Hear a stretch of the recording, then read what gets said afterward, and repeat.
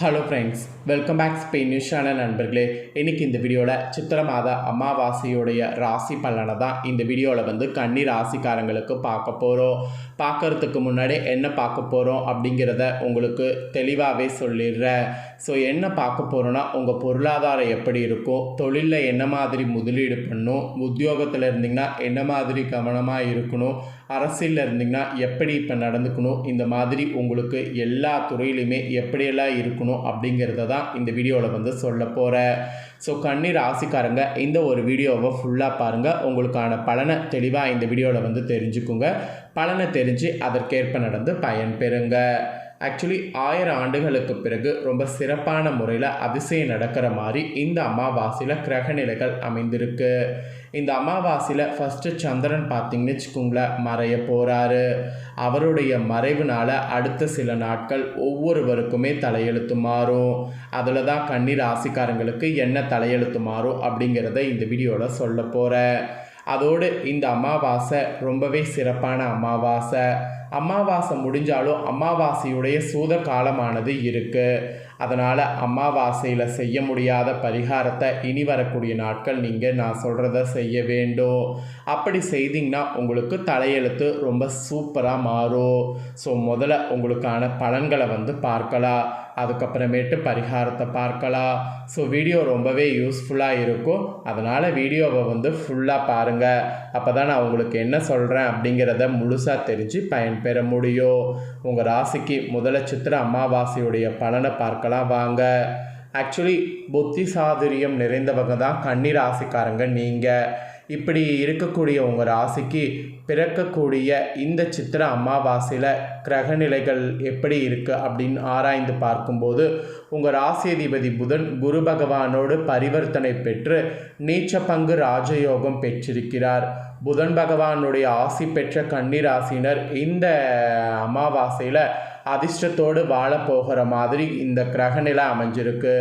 குருவின் பார்வை கவசமாக காக்கும் என்பதால் உங்களுக்குள்ள ஒரு தைரியமும் தெம்பும் இருக்கும். அதுதான் உங்களுக்கு பாசிட்டிவான விஷயம் என்று சொல்லலாம்.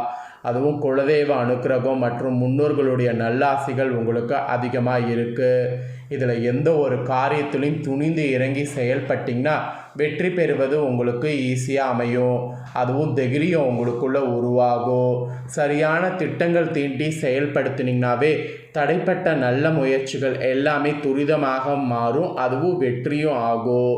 ஆன்ம பலம் உங்களுக்கு அதிகமாக பெருகும். உங்களை துரத்திய அசிங்கம், அவமானம், அதிர்ஷ்ட குறைபாடு இதெல்லாம் இருந்த இடம் தெரியாமல் காணா போகும்.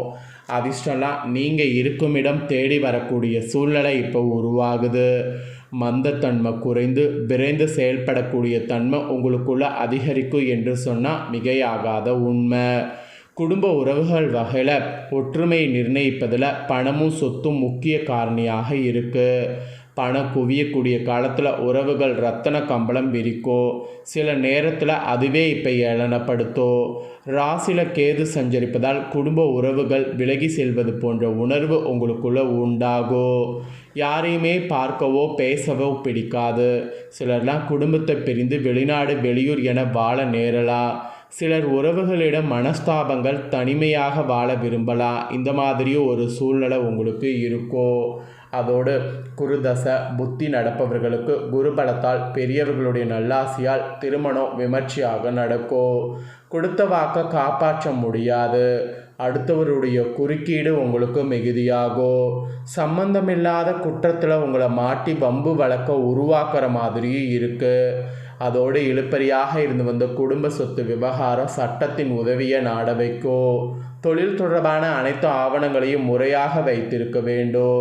சிலருக்கு வருமான வரி, சொத்து வரி போன்றவற்றில் மனசஞ்சலம் ஏற்படும். அதோடு மாணவர்கள் படிக்கக்கூடிய பாடம் நன்றாக புரியும். இதுவரை சுமாராக படித்தவர்கள் கூட இப்போ நன்றாக படிக்க துவங்குவீங்க. அதுவும் ஆசிரியர்களுடைய ஒத்துழைப்பால் நல்ல மதிப்பெண் எடுப்பீங்க. இந்த மாதிரியும் மாணவர்களுக்கு பாசிட்டிவான சூழ்நிலை இந்த டைம் அமையும். அப்புறம் பொருளாதார ரீதியாக பார்க்கும்போது குறுக்கு வழியில் அதிர்ஷ்டத்தை அடைய முயற்சிப்பீங்க. விட்டதை பிடிக்கிறேன் என அதிர்ஷ்டத்தை துரத்துவீங்க. சிலருக்கு சுப பலன்களும் நடக்கும். அதிர்ஷ்டவசமாக வீடு, வாகன, பொன்பொருள் சேர்க்கையும் உண்டாகும். அதுவும் பிள்ளைகள் வகையில் திருமணம், கல்வி என சுப செலவுகள் ஏற்படலாம். அதுவும் விரைய கேதுவினால் பெரிய சேமிப்போ லாபமோ எதிர்பார்க்க முடியாது. சிலர்லாம் பார்த்திங்கன்னு வச்சுங்களேன், வட்டிக்கு வட்டி கட்ட நேரோ, ரோஸ் சூதாட்டோ, லாட்ரி போன்றவை மீள முடியாத இழப்பில் கொண்டு நிறுத்தோ.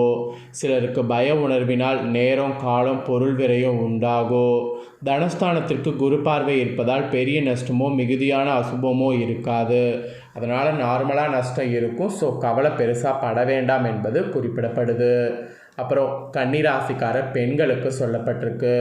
குடும்பத்தில் உறவினர்கள் வெளிப்பேச்சில் நல்லவர்களாகவும் மனதிற்குள் வஞ்சகம் வைத்து பேசுவார்கள். அதுவும் அரசு வழியில் ஆதாயம் கிடைப்பதால் தடை ஏற்படும். ஒவ்வாமை ஏற்படும் என்பதால் வெளி உணவினை சாப்பிடாமல் வீட்டில் சமைத்த சூடான உணவுகளை சாப்பிட வேண்டும். அதுவும் தேவையற்ற பேச்சை குறைத்தாலே எந்த பாதிப்பும் வராது. ஸோ தேவையற்ற பேச்சை குறைச்சிக்கோங்க. அறிமுகம் இல்லாத பழக்கம் இல்லாத நபர்களிடம் குடும்ப விவரங்களை பகிரக்கூடாது. விலை உயர்ந்த பொருட்களை யாருக்கும் இரவல் கொடுக்கக்கூடாது, வாங்கவும் கூடாது. உடன் பிறந்த மூத்த சகோதர சகோதரிகளிடம் மனக்கசப்பு உண்டாகும். அதுவும் பிள்ளைகளை கவனமாக பாதுகாக்க வேண்டும். வண்டி வாகனங்களை இயக்கும் போது கவனமாக செயல்படணும். அப்புறம் காஞ்சி காமாட்சியை வழிபட்டிங்கன்னா தீர்க்க சுமங்கலி பாக்கியம் கிட்டும். அதனால் பெண்கள் அந்த ஒரு வழிபாட்டை இந்த டைம் செய்திடுங்க. அதுக்கப்புறமா உத்தியோகத்தில் இருக்கக்கூடிய கன்னிராசிக்காரங்களுக்கு அலுவலக பணிகள் வழக்கம் போல் நடக்கும். ஆனால் வேலைபளு அதிகமாகவே இருக்கும். பதவி உயர்வு ஊதிய உயர்வு கிடைக்க வாய்ப்பில்லை. கடுமையாக உழைத்தாலும் உழைப்பிற்கான ஊதியமும் நற்பெயரும் அங்கீகாரமும் கிடைக்காது. சிலர்லாம் சொற்ப சம்பளத்திற்காக குடும்பத்தை பிரிந்து வெகு தொலைவில் வாழ நேரும். அதுவும் சிலர் வேலையை ராஜினாமா செய்ய நினைத்தால் கூட முடியாத வகையில் சூழ்நிலை அமையும். வேலையில் மற்றவர்களை குறை கூற வேண்டாம். வழக்கில் சாதகமான தீர்ப்பு வரும். அதிகார பதவியில் இருப்பவர்களுடைய உதவி கிடைக்கும். உயர் அதிகாரிகளை அனுசரித்து செல்வதால் இன்னல்களை கட்டுப்படுத்த முடியும்.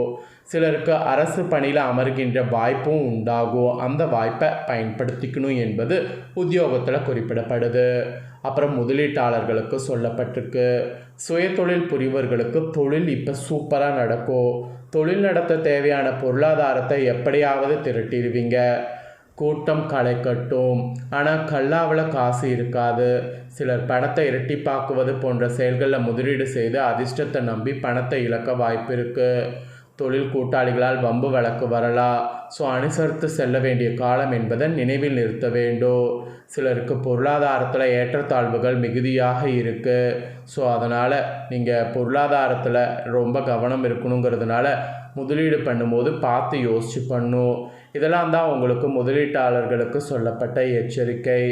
மெயினாக இந்த டைம் நீங்கள் கவனமாக செயல்பட வேண்டியதும் இருக்குது. சனி செவ்வாய் சேர்க்கை தான் அதற்கு காரணம். சனிக்கு சேர்க்கை பார்த்திங்கன்னு வச்சுக்கோங்களேன் ஆபத்து. அதில் செவ்வாயும் இருக்கிறது ரொம்ப ஆபத்து.